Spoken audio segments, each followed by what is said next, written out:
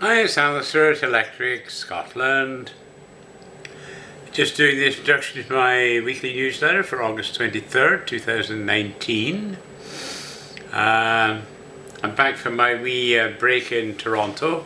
Had a great time there. Weather was fantastic, really was. And I got to visit Alex and Verity's new restaurant in the Danforth. I've given you a link so you can read a review and some pictures about them in the newsletter, but they've actually got a 3-bedroom apartment up the stairs from it, and the idea is to let Alex's mother stay there, and then when the kids come down after school they can go up and spend time with his mother. So it seems like a great idea. One of the things I noticed is a little bowl on the table with some cards in it, and all the cards quote you little quotes from famous people, and the idea is to make you think, and they hope that what it might do is help break any awkwardness. If you were having a first date, for example, you can read the card and then discuss it, between the two of you. Get your conversations going, as it were. So food was great, thoroughly enjoyed it. Knowing my liking of potatoes, we got a little bowl of fries to kind of nibble on while we picked our food for the day. And they do a little raft of 3 beers, small glasses of beers. They give you 3 different types, and you can try them out. If you like one in particular, you can then order a pint of that if you wish. So it's and they kind of pick different beers for different times, so it's not always the same. So you get to try a lot of different beers that way from them. I think the only thing I found a bit awkward was that I got some shrimps done in a lovely sauce, but the container it was in, it was difficult to get up all the sauce from it. I kind of wish almost had been a bit of bread, because I would have liked to have soaked up the rest of the sauce, but it was a wee bit difficult to do it. That was the only kind of criticism I had, really. And it was a good one, because I liked the sauce so much I wanted to try and get every drop that there was. So yeah, and they call them small plates and large plates there, where normally we'd have a starter and then a main course. But they call them small plates, large plates, which in theory means that if you've got a small plate and you like it, you could order a large plate of it if you wish to. And they have octopus there, which is like so tender it just melts in your mouth. So yeah, great. And they change the menu from time to time. Keep trying new things, which is absolutely great. So yeah, had a great time, absolutely great time. And we used Uber. First time I'd been in an Uber taxi, because we're going to have a drink when we're up, so couldn't drink and drive. And Nola does her app on her iPhone, and when the call's gone through, basically, it then reports that Uber's like 2 minutes away, and then it'll say Uber has arrived, and when you look at the screen it tells you who's going to be picking you up, where they're from, what languages they speak. Like one of the guys we had spoke both English and Persian. Another one we got spoke English and Hindu. So, really good information. In fact, Nola said that, in some respects, like a woman on her own would probably be happier with that, because she knows who's going to be picking her up, and you've got a picture of the person and everything like that, so she feels there's a bit more security there. And I think there's a lot in that, to be honest with you. So anyway, really had a lovely time. I couldn't tie in with Savannah because she was away at the weekend, so didn't get my message till the Monday, so it was a wee bit late to kind of organise a curry, so I didn't have a curry there, unfortunately, but that's the way things go. Saw Aaron. Aaron's now a police, I don't quite know what you call it, he's a prison guard that escorts the prisoners to court every day and looks after them while they're there, and then takes them back in the evening when the court's all finished. And he says he's quite enjoying the job. It's a lot more varied than they thought it might be. And apparently they go to different courts within Toronto, and sometimes they pick them up, other times they just meet them at the courthouse. So there's a change in routine. But he thinks he could do this job for quite some years, really, so we'll see how you go. Apparently, once you've been in that service for 3 years, you have an option to then join the police if you wish. So, very interesting. Anyway, you seem to enjoy the work. Okay, so on to the news that I've picked for you this week. The first story is a CapEx story. It's about sterling crisis. What crisis, it says. Even if sterling remains weak, a more competitive currency has significant economic benefits too. Of course, it doesn't really help me in Canada because if sterling's weak, I get less of a pension. So I don't think if economic benefits are there, I don't think it's to my benefits. So certainly pension has got a problem. And I might just add, one of the things I found out was that if you retire to a Commonwealth country where the Queen is head of state, it means your British old age pension doesn't get index linked. Whereas if I chose to go to a non-Commonwealth country, it would be index linked. I find that absolutely appalling, to be honest. It means if you're in favour of the Queen's couldn't give a damn about you. She wants you to suffer. I mean, I think that's horrible. The Queen should be aware of this, and if she's not aware of it, she should be aware of it, and should be doing something about it. I mean, it's ridiculous. If I go to Australia, Canada, New Zealand, any of the other Commonwealth countries, my pension will be frozen. But if I go to the States, I'll get full index linking. I mean, what? There's no sense in that whatsoever. It's ridiculous. Totally ridiculous. So there you go. That's maybe something you didn't know. So if you're thinking of returning to a Commonwealth country, don't. Okay, so on to the next story is Sir Malcolm Rifkind on China, Trump and the real risk to the UK. He's a guest of this week. Is a true heavyweight of the British political scene, and it's another CapEx story. So it's kind of interesting to see his take on things. And then from the American Conservative.com, they've got an article saying the revival of European identity politics. It isn't just nationalism.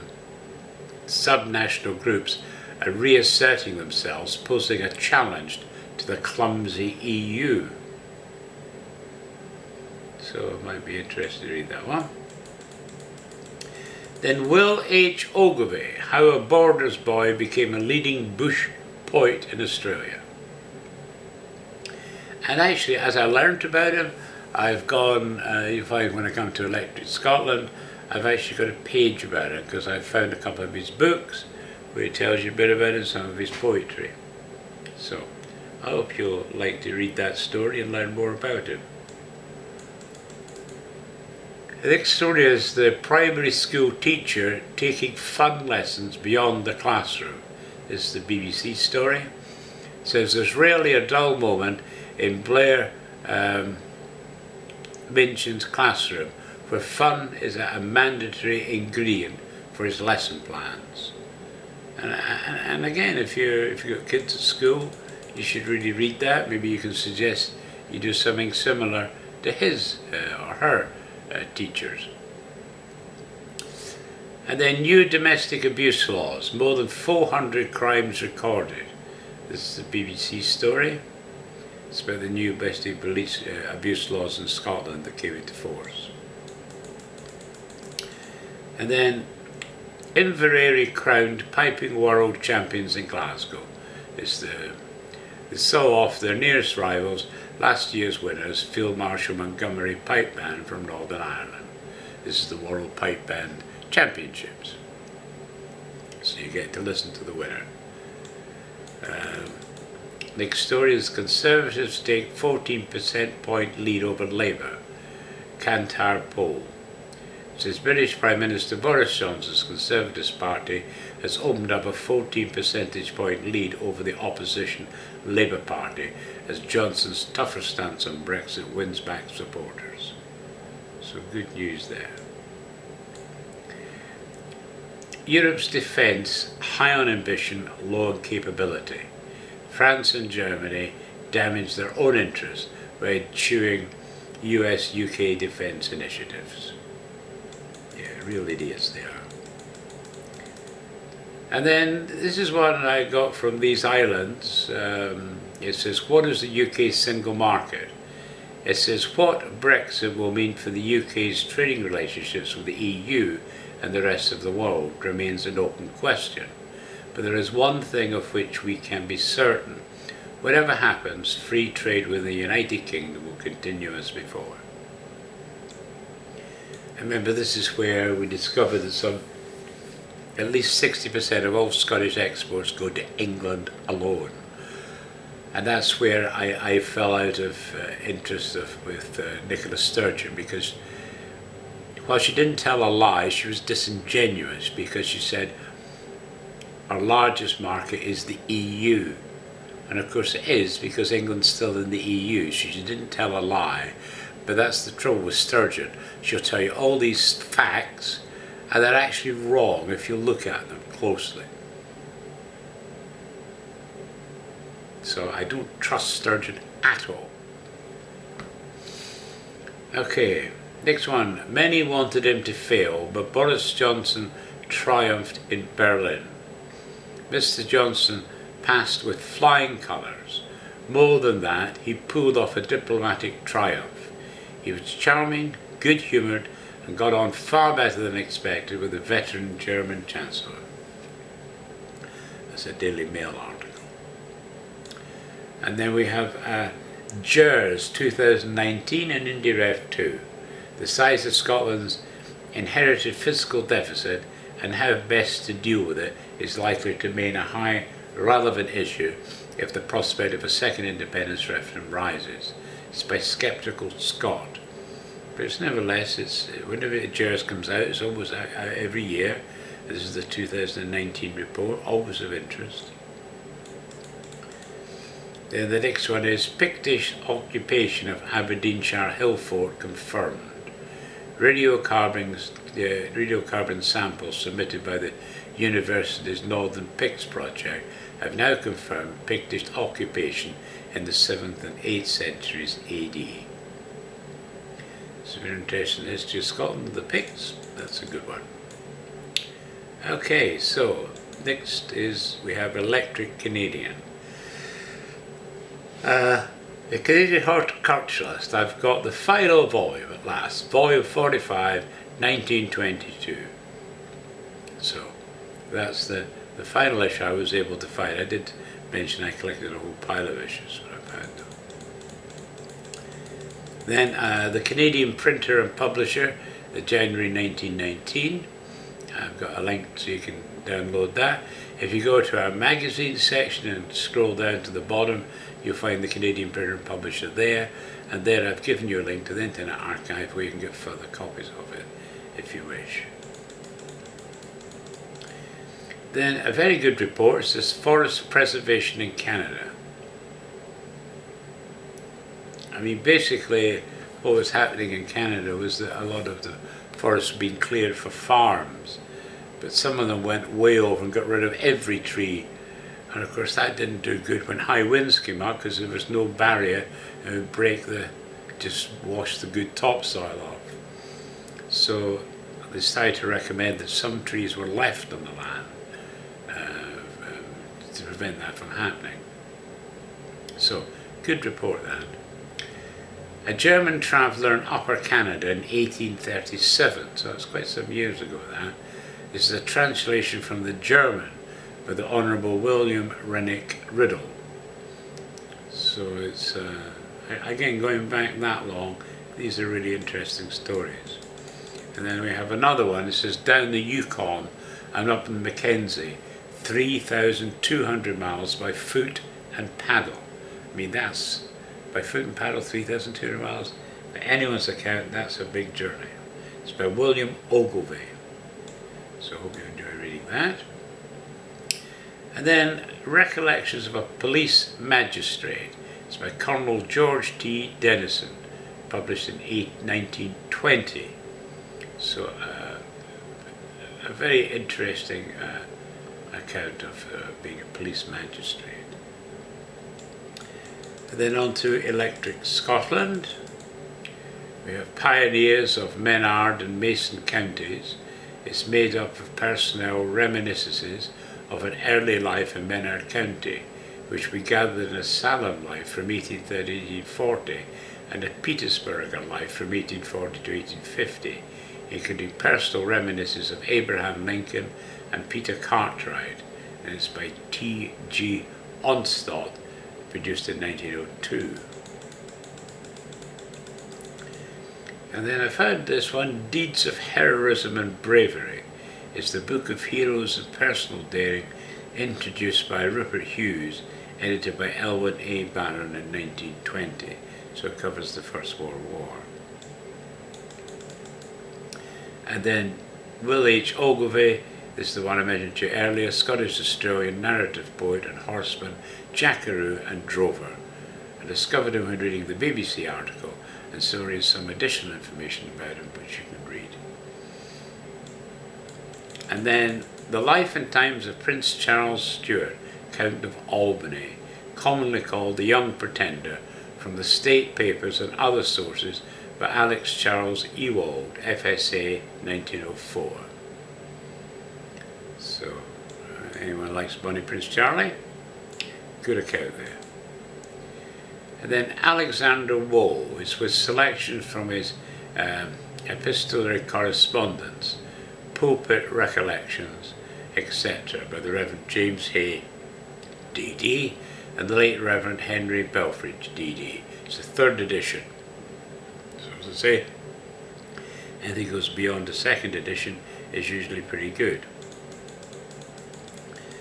And then we have the popular superstitions and festive amusements of the Highlanders of Scotland. So that's a really good book, produced in 1823 by W. Grant Stewart. And then I found Proceedings of the Royal Society of Edinburgh. Got you Volume 1, December 1832 to May 1844. So again, it's an interesting read, that. And then, of course, we've got The Home Preacher up, services for week 2, which is by Dr. Vaughan. So I hope you're enjoying that Home Preacher one. And then we've got The Fringes of Fife. It's a new and enlarged edition by John Geddes, 1921. Approximately 1921, anyway. I will just mention that when I checked the Internet Archive, there is one over 1889 by the same author. So this is some 30 years later that he wrote this one. And there's been quite some changes. And he notes some of the changes in the foreword to the book. And then the story. I've given you a wee different one this time.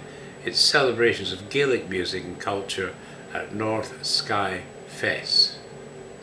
It's a nice wee picture of the kids. It says, in excess of 50 children took part in this year's Fife, Thrundamus, the annual celebration of traditional Gaelic music and culture, which took place in North Skye last week. So you might have a wee read of that wee article. And that's what we have for the newsletter this week. So, hope you enjoy some of the reading there and some of the notes I've put up, some of the articles. And as always, love to hear from you. Any comments, suggestions, always welcome. Okay, that's it for this week. Have a good weekend when it comes. Thanks.